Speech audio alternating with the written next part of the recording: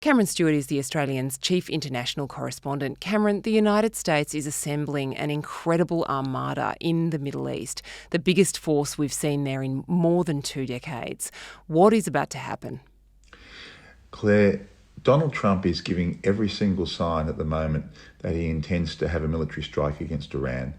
His advisors maintain that he hasn't decided, and maybe that is true. However, he has delivered, as you say, more warplanes to the region than any time since the Gulf War. The second carrier task force, the Gerald Ford, has arrived in the region, or it will arrive in the region on the weekend, which will give the US enough firepower if it wants not just to strike Iran as they did last June when they hit the nuclear facilities in Iran, but to actually strike and continue a sustained campaign against Iran for several weeks. And so that is the armada that Donald Trump has assembled in the region. At the moment, the official line from the White House is he's thinking about using it, but I think it's increasingly likely he will use it. The United States has got a lot of problems with Iran, including that it funds terror proxies in the region, Hamas, Hezbollah and the Houthis. It also doesn't like Iran's nuclear program. And Donald Trump most recently warned Iranian leaders that if they crack down on their own people, he might intervene militarily. That didn't happen when Iran appeared to be massacring tens of thousands of its own people. So which of those three problems is actually causing this escalation right now, Cam? Well, at the heart of it, of course, going back, Iran has been the bogey of the United States ever since the Iranian Revolution in 1979, of course, the famous hostage crisis that was around that time as well. And, US presidents would love to have seen the Iranian regime fall many times over. And I think Donald Trump sees an opportunity here to perhaps execute that actual aim in an accidental sense, really, because, of course, we had the Iranian regime rise up against the protesters who were in the streets protesting about economic hardship. They killed at least 6,000 of them. Donald Trump promised that help was on the way. America would do something about it. He didn't, but the delayed reaction now is that he's transformed that into threatening Iran on several fronts. He wants Iran to end its enrichment of uranium, which effectively would mean it's abandoning its long-held desire for a nuclear weapon program.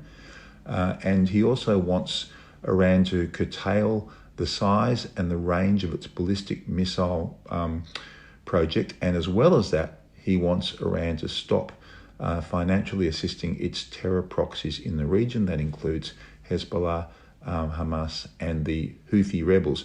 Now, they're the three things that Donald Trump wants, and that's a big ask for Iran.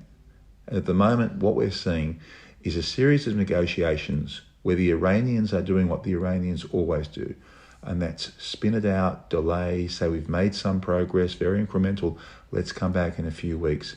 They want to try and make it a slow process that doesn't lead to a military strike. Donald Trump, as we know, is famously impatient, doesn't want to wait around. And so his great question is, does he think he's going to get the diplomatic outcome he wants without striking Iran, or does he have to go in there and actually launch military strikes? For more than a decade now, Donald Trump's been criticising the deal that America previously negotiated with Iran to try and limit all of these things. That was Barack Obama's 2015 agreement, which saw Iran agree to reduce its uranium enrichment and so on. You can argue about whether they actually did anything there, and allow inspectors in. In return, they got relief from sanctions and they got access to oil and food, basically. When you were going through that list of things that Trump wants Iran to do now, I really wonder, Cam, what would they be getting out of it? Well, that's right. I think that for them to deliver all of Trump's demands would effectively mean that they're surrendering anyway before they even have any military conflict. I think that's very unlikely.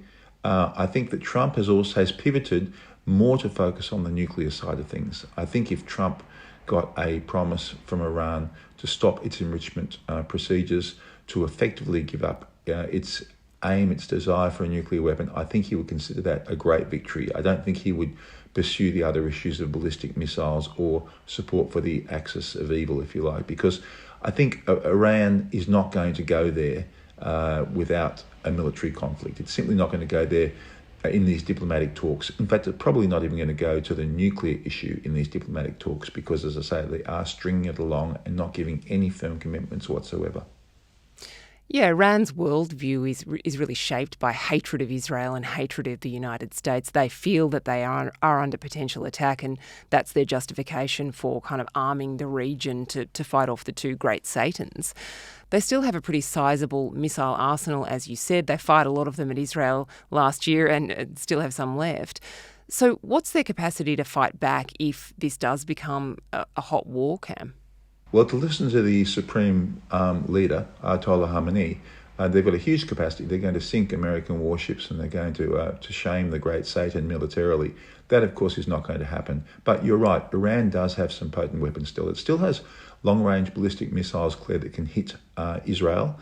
It has short-range missiles that can hit US forces stationed in the region, in Syria, Iraq, in neighbouring countries. So the concern here from the Israeli side is that there will be a barrage of long-range missiles fired at Israel in such a conflict. Can they shoot them down, or would they actually get into Israel and cause major damage?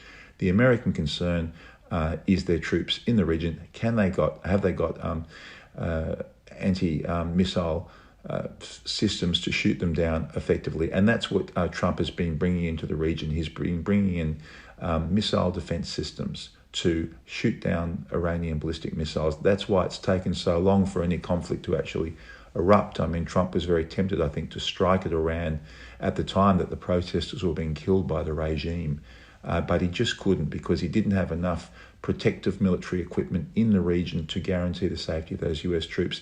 And Israel, in fact, asked him to delay it as well because Israel was concerned about their vulnerability as well. So, look, Iran does have weapons. It can be dangerous. However, it must be said, Claire, that they were very impotent last time when they struck back or tried to strike back in June last year when Israel and the US had a tandem attack on the nuclear facilities in Iran. Those Iranian missiles were shot down and they were very impotent. So I do think Iran, the regime, is greatly exaggerating the deadly nature of its ability to strike back. That doesn't mean they're not dangerous, but I don't think they have a huge ability to do great destruction. Donald Trump has said it might be necessary for the United States to use two military bases, US bases, that are controlled by the United Kingdom. That's Diego Garcia, which is on a UK-controlled island in the Indian Ocean, and another base that's called Fairford that's actually in the United Kingdom. That's got kind of World War vibes, doesn't it, Cam, if the UK is hosting these attacks?